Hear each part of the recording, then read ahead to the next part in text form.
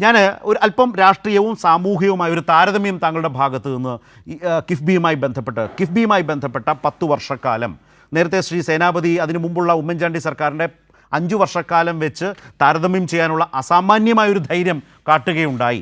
താങ്കൾ എങ്ങനെ താരതമ്യം ചെയ്യും? പിണറായി സർക്കാരിനെ സംബന്ധിച്ച് 16, 21, 26 അവസാനിക്കാൻ പോകുന്ന 2 സർക്കാരുകളുടെയും പ്രവർത്തനവുമായി ബന്ധപ്പെട്ട് വലിയ നിലയിൽ ആ സർക്കാരിന് മുതൽക്കൂട്ടായി കിഫ്ബി മാറിയോ? അത് കേരളത്തിനൊരു വലിയ മികവാർന്ന അനുഭവമായി മാറിയോ? കേരളത്തെ ആകെ മാറ്റിത്തീർത്തോ? കിഫ്ബിയെ വിലയിരുത്തുന്നതിൽ പ്രതിപക്ഷത്തിന് പാളിച്ചകൾ സംഭവിച്ചോ? ഈ രാഷ്ട്രീയവും സാമൂഹികവുമായ താരതമ്യമാണ് താങ്കളിൽ നിന്ന് ആദ്യം കേൾക്കാൻ ആഗ്രഹിക്കുന്നത്.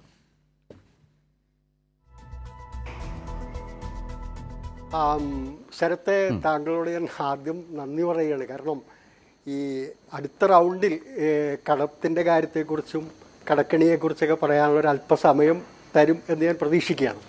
അതുകൊണ്ട് താങ്കൾ ചോദിച്ച ചോദ്യത്തിലേക്ക് ഞാൻ കടക്കുകയാണ്. ഞാനിവിടെ നമ്മളിപ്പോൾ വികസനത്തിൻ്റെ കാര്യവും ഇൻഫ്രാസ്ട്രക്ചർ പ്രോജക്റ്റുകൾ നടപ്പാക്കിയതും 95,000 കോടി രൂപയുടെ അതിനെക്കുറിച്ചൊക്കെ വിശദമായിട്ട് ശ്രീ സജീഷ് ഇവിടെ സംസാരിക്കുകയുണ്ടായി. ഞാൻ ഇതിനെ വേറൊരു പരിപ്രേക്ഷ്യത്തിലൂടെ കാണാനാണ് ഉദ്ദേശിക്കുന്നത്. അതെന്താണെന്ന് വെച്ചാൽ, നമ്മൾ 2016 ഈ ഒന്നാം പിണറായി സർക്കാർ അധികാരത്തിൽ വരുന്ന ഘട്ടത്തിൽ തന്നെ അതിനോടൊപ്പം തന്നെ സംഭവിക്കുന്നൊരു കാര്യമുണ്ട്. പ്രത്യേകിച്ച് 2017-18 കാലഘട്ടത്തിൽ ലോകത്ത് വലിയൊരു സാമ്പത്തിക പ്രതിസന്ധി ഉരുണ്ടുകൂടുന്ന ഒരു സ്ഥിതിവിശേഷം ഉണ്ടായിരുന്നു. അത് ശക്തമായി അങ്ങനെ ഉയർന്നു വരുന്ന സമയത്താണ് കോവിഡ് മഹാമാരി അടക്കമുള്ള കാര്യങ്ങളിലേക്ക് വരുന്നത്. അത് അതിതീവ്രമായൊരു സാമ്പത്തിക പ്രതിസന്ധിയിലേക്ക് ലോകത്ത് നയിക്കുകയുണ്ടായി. ആ കോവിഡിന് ശേഷം എല്ലാ ഇക്കോണമികളും എല്ലാ സമ്പദ് വ്യവസ്ഥകളും തിരികെ വരാനുള്ള അല്ലെങ്കിൽ തിരിച്ചു കയറാനുള്ള തീവ്ര ശ്രമം നടത്തുകയാണ്. പക്ഷേ ഈ പ്രതിസന്ധിയുടെ ഘട്ടത്തിൽ, കോവിഡിൻ്റെ ഘട്ടത്തിലും അതിന് ശേഷവും ഉണ്ടായിട്ടുള്ള ഏറ്റവും പ്രധാനപ്പെട്ട പ്രശ്നം എന്താണ്? ഈ സാമ്പത്തിക പ്രതിസന്ധിക്ക് ആധാരമായി വരുന്ന കാര്യം എന്ന് പറയുന്നത് ആളുകളുടെ പണമില്ലാത്ത സ്ഥിതിയിലേക്ക് വരികയും ഉൽപ്പാദനത്തെ ബാധിക്കുകയും വലിയ തോതിലുള്ള ഡിമാൻഡ് ക്രൈസിസ് ലോകത്ത് ഉരുത്തിരിയുകയും ചെയ്യുന്നൊരു സ്ഥിതിവിശേഷം ഉണ്ടായി. അമേരിക്ക ഉൾപ്പെടെയുള്ള എല്ലാ രാജ്യങ്ങളും അതിശക്തമായ പ്രതിസന്ധിയിലേക്ക് പോകുന്ന സ്ഥിതിയുണ്ടായി. അത് ഡിമാൻഡ് ക്രൈസിസ് അതൊരു ദൂഷിത വലയമാണ്, അല്ലെങ്കിൽ ഒരു വിഷ്യസ് സർക്കിൾ എന്ന് നമുക്ക് പറയാം. ആ വിഷ്യസ് സർക്കിളിനകത്ത് ഉൽപ്പാദനം കുറയും, സപ്ലൈ ബാധിക്കും, ആളുകൾക്ക് പണമില്ലാതാവും, സാമ്പത്തിക ഞെരുക്കം രൂക്ഷമാവും, ഗവൺമെൻറ്റുകളുടെ വരുമാനം കുറയും. ഇങ്ങനെ ഒരു ദൂഷിത വലയം അല്ലെങ്കിൽ ഒരു വിഷ്യസ് സർക്കിൾ ഫോം ചെയ്യുന്നൊരു സ്ഥിതിവിശേഷം ഉണ്ടായി. ഇതിനെ മറികടക്കുന്ന എല്ലാ രാജ്യങ്ങളും അതിതീവ്രമായ ശ്രമത്തിലാണ്. അമേരിക്ക ഉൾപ്പെടെയുള്ള വികസിത മുതലാളിത്ത രാജ്യങ്ങൾ ഇതിനെ മറികടക്കാൻ നോക്കുന്ന രീതി ഇപ്പോൾ നമുക്ക് കാണാം. ട്രംപ് എടുത്തിരിക്കുന്ന നിലപാട് ആലോചിക്കുക.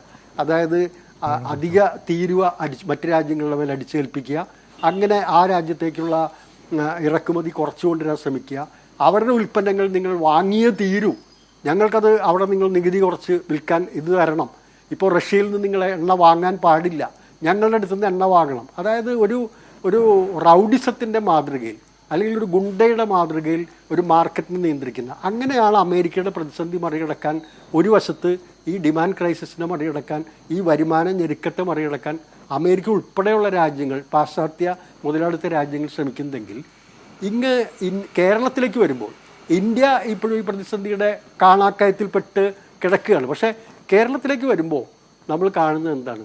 ഈ ആക്ടിവിറ്റികളെല്ലാം കേരളത്തിലെ ഇക്കോണമിയെ വല്ലാതെ ചലിപ്പിക്കുകയാണ്, അതിനൊരു വൈബ്രൻസി കൊടുക്കുകയാണ്.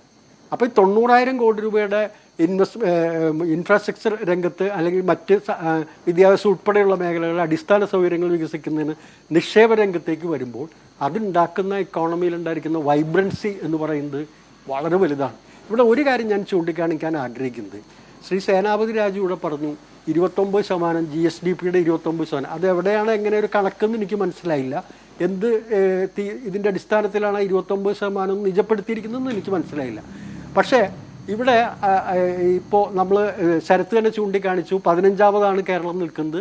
ഈ GSDP ഡെപ്റ്റ് അനുപാതത്തെ സംബന്ധിച്ച് കേരളം വളരെ താഴ്ന്ന നിലയിലേക്ക് വരുന്നു. അപ്പോൾ അങ്ങനെ വരുമ്പോൾ ഈ വൈബ്രൻസി, ഈ ഇക്കണോമിക് ആയിട്ടുള്ള ഈ സജീവത, ഈ ചലനാത്മകത എന്ന് പറയുന്നത് GSDPയെ വീണ്ടും വർദ്ധിപ്പിക്കും. സംസ്ഥാന GSDPയിലും വരുമാനത്തിലുണ്ടാകുന്ന വർധന സ്വാഭാവികമായിട്ടും GSDPയുടെയും കടത്തിൻ്റെ അനുപാതം കുറയുന്ന നിലയിലേക്ക് വരും. അത് ലോകത്ത് ഇന്ത്യയെ സംബന്ധിച്ചിടത്തോളം ഈ പറയുന്നത് 60% മുകളിലാണ്. മറ്റു പല സംസ്ഥാനങ്ങളെ സംബന്ധിച്ചിടത്തോളം 40-45% മുകളിലാണ്. ലോകത്തെ പല രാജ്യങ്ങളിലും 100% മുകളിൽ ഡെപ്റ്റ് GDP അനുപാതം നിലനിൽക്കുന്ന രാജ്യങ്ങളുണ്ട്. അപ്പം അതിനൊന്നും അങ്ങനെ ഒരു നിയതമായൊരു തിയററ്റിക്കൽ സംവിധാനമോ ഇത്ര പേഴ്സൻറ്റിൽ നിൽക്കണോ അങ്ങനെയുള്ളൊരു ഇതൊന്നുമില്ല. പക്ഷേ കേരളം താരതമ്യേന വളരെ മെച്ചപ്പെട്ട അവസ്ഥയിലാണ്. അപ്പോൾ അത് ഈ പറയുന്ന വൈബ്രൻസി ഉണ്ടാകുമ്പോൾ ഈ 90,000 കോടി രൂപയുടെ ഇൻവെസ്റ്റ്മെൻറ്റ് ഈ കേരളത്തിൻ്റെ ഇൻഫ്രാസ്ട്രക്ചർ മേഖലയിലേക്ക് വരുമ്പോൾ അതുണ്ടാക്കുന്ന ഒരു ചലനം എന്ന് പറയുന്നത് ഒരു വല്ലാത്തൊരു മാറ്റത്തിലേക്ക് ഈ പറഞ്ഞ ഡിമാൻഡ് ക്രൈസിസിനെയും ഈ സാമ്പത്തിക മാന്ദ്യത്തെയും ഈ സാമ്പത്തിക ഞെരുക്കത്തെയും മറികടക്കാൻ ലോകരാജ്യങ്ങൾ പാടുപെടുമ്പോൾ വളരെ വ്യക്തമായൊരു മോഡൽ കേരളം ലോകത്തിന് മുമ്പാകെ അവതരിപ്പിക്കുകയാണ്. ഇത് ഇങ്ങനെയും ചെയ്യാം, ഇങ്ങനെയും നമുക്ക് ആളുകളുടെ കയ്യിലേക്ക് പണം എത്തിക്കാം. ഇപ്പം 2,000 രൂപ പ്രതിമാസ പെൻഷൻ വർദ്ധിപ്പിക്കുന്നു, 400 രൂപ വെച്ച് വർദ്ധിപ്പിക്കുന്നു.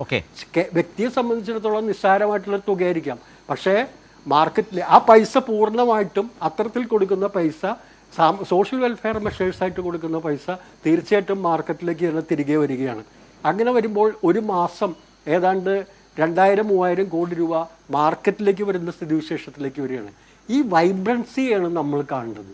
ഈ ഇക്കണോമിയിൽ ഉണ്ടാക്കുന്ന ഈ ചലനാത്മകതയെ നമ്മൾ കാണണം. അപ്പോൾ അത് ബേസിക്കലി നമ്മുടെ ഇൻഫ്രാസ്ട്രക്ചർ, റോഡ്, സ്കൂള്, ആശുപത്രി കെട്ടിടങ്ങൾ, ഇതൊക്കെ അടക്കമുള്ള കാര്യങ്ങൾ, വലിയ സൗകര്യങ്ങൾ വരുമ്പോൾ തന്നെ ഭാവിയിലെ സാമ്പത്തിക കേരളത്തിന് വലിയൊരു ഉത്തേജകമായി മാറുന്നു. ആ ഉത്തേജനം വരുമ്പോൾ സ്വാഭാവികമായും സംസ്ഥാന GDP-യിൽ വർധനയുണ്ടാവും, സംസ്ഥാനത്തിൻ്റെ വരുമാനത്തിൽ വർധനയുണ്ടാവും. സ്വാഭാവികമായി തന്നെ ഡെപ്റ്റ് GDP റേഷ്യോ താഴേക്ക് പോകുന്ന സ്ഥിതിവിശേഷത്തിലേക്ക് വരും.